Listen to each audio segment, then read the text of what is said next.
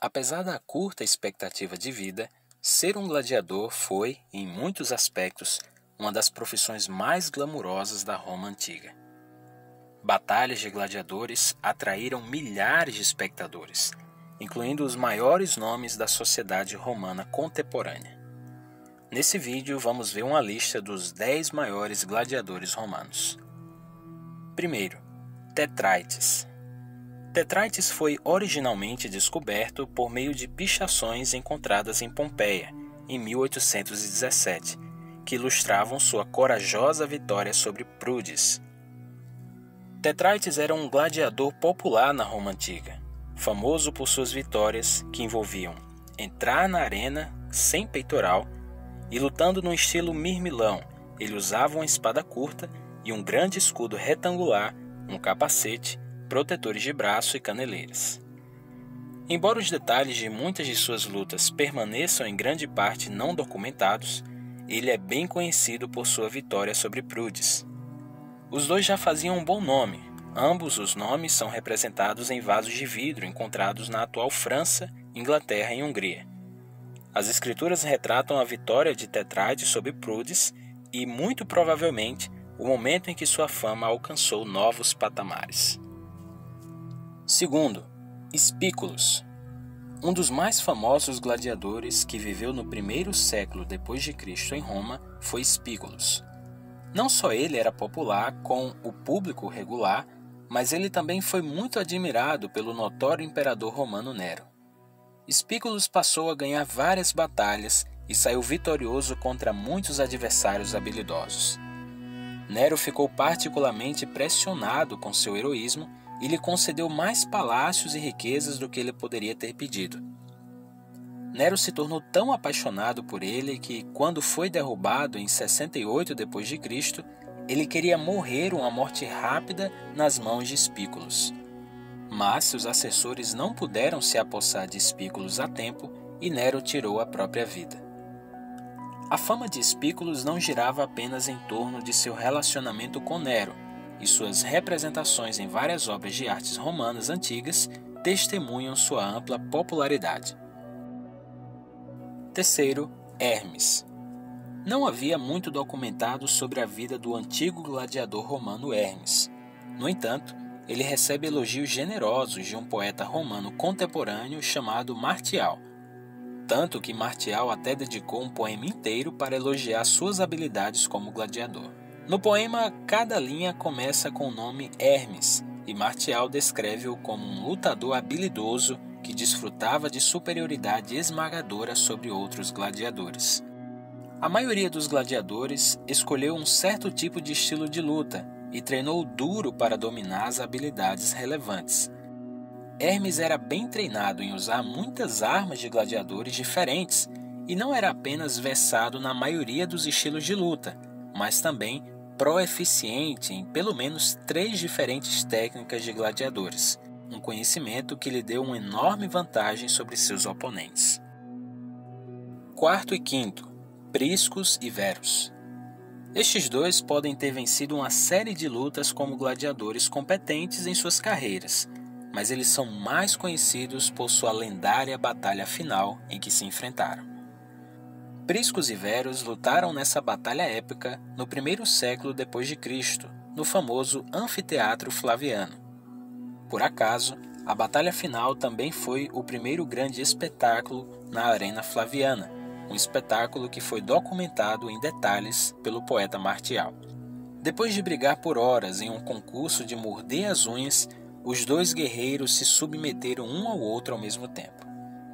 Em respeito pela habilidade e coragem de cada um, eles largaram suas espadas e foram recebidos com a apreciação da multidão. O organizador do evento, o imperador Tito, também ficou comovido com a forma como a batalha foi concluída. Ele concedeu ao par com o Rudes, uma pequena espada de madeira que garantia a liberdade aos gladiadores após a aposentadoria. Sexto, Carpóforos.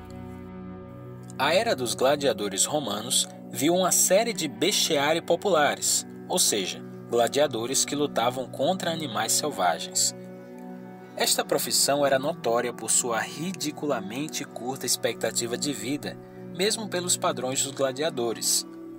Sendo um bestiário célebre, Carpóforos era instintivamente talentoso quando se tratava de lutar contra animais selvagens, e ele era muito mais habilidoso em lutar contra animais na arena do que lutar corpo a corpo com outros gladiadores. Carpóforos costumava enfrentar rotineiramente animais selvagens como leões, ursos, leopardos e rinocerontes. Ele até lutou na abertura do famoso anfiteatro Flaviano e derrotou ursos, leões e leopardos em uma única batalha. Em outra ocasião, ele matou um rinoceronte bastante feroz com uma única lança. Mas a sua melhor luta e performance preferida do público veio quando ele matou 20 feras diferentes em uma única batalha. Sétimo, Crixus. Um conhecido líder militar durante a Terceira Guerra Servil, Crixus costumava ser um gladiador gaulês que desfrutava de notável sucesso contra adversários muito maiores. Mas ele absolutamente desprezava o líder de sua escola de gladiadores, que era seu dono. Então, quando uma revolta eclodiu na escola de treinamento, Crixus era um voluntário feliz entre os 70 gladiadores que escaparam. Ele então desempenhou um papel fundamental na derrota de um pequeno grupo de soldados enviados para reprimir a sua rebelião. Logo, outros gladiadores fugitivos se juntaram às suas fileiras e formaram um grupo temível. Mas tudo o que Crixus queria era retribuição à sociedade romana de classe alta. E isso levou a uma disputa entre ele e o líder da rebelião, e ele deixou o grupo junto com vários de seus apoiadores com a intenção de destruir o sul da Itália. Mas o destino tinha planos diferentes para Crixus, já que as legiões romanas foram capazes de localizá-lo antes que ele pudesse perpetrar um ataque de surpresa. Ele lutou com todas as suas forças na batalha desesperada que se seguiu, mas acabou morrendo nas mãos de seus inimigos. Oitavo, Marco Atílio. Ele foi um gladiador por escolha própria. Apesar de ser um cidadão romano de nascimento, Atílio escolheu entrar na escola de gladiadores para tentar liquidar as pesadas dívidas contraídas durante a sua vida. Na primeira batalha, ele derrotou Hilarus, um gladiador pertencente a Nero, que já havia vencido 13 vezes seguidas. Em outro combate, Atílio derrotou Raécius Félix, que ganhava 12 batalhas seguidas. Os feitos de Atílio foram narrados em mosaicos e pichações descobertas em 2007. Nono, Flama. Flama é um dos maiores nomes entre os gladiadores romanos antigos. Seu verdadeiro nome não era Flama, que era apenas seu nome de batalha, que significa chama. Mas esse atleta hábil justificava seu nome com seu histórico como um gladiador medonho. Antes de iniciar sua carreira como gladiador, ele era um soldado sírio que foi capturado e lançado na batalha contra um poderoso adversário para enfrentar uma morte rápida.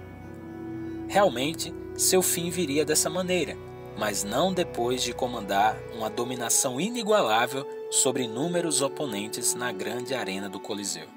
Usando apenas uma pequena espada e um escudo, e uma armadura em apenas metade de seu corpo, ele aterrorizou seus oponentes por cerca de 13 anos em lutas que atraíam um grande número de espectadores.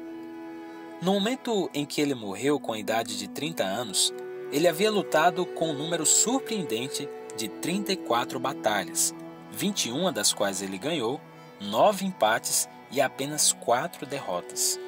Ele foi premiado com rudes e sua liberdade em 4 ocasiões diferentes, mas a cada vez ele recusou a oferta e continuou a perseguir a sua vida como guerreiro. 10º, Espartacus.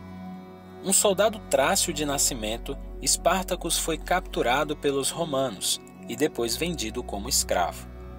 Seu dono possuía uma escola de gladiadores em Capua, e ele viu a oportunidade de lucrar com as habilidades de Espartacus como gladiador. Mas um verdadeiro soldado valoriza sua liberdade muito mais do que qualquer outra coisa.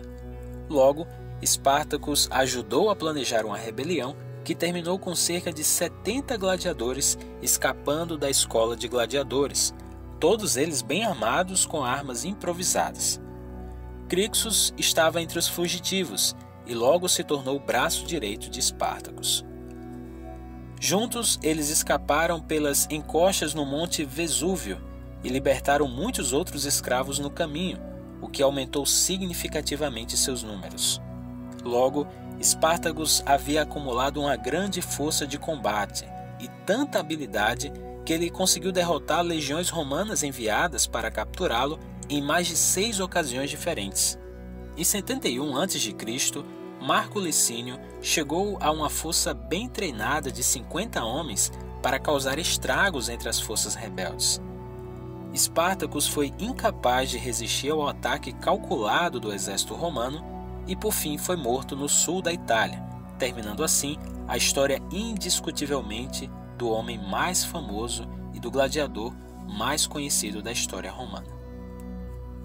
Se você gostou dessa lista de gladiadores, deixa o seu like e se inscreve no nosso canal. E também deixa nos comentários outras sugestões de vídeos que podemos fazer aqui para o nosso canal. Vou ficando por aqui, um forte abraço e até o próximo vídeo.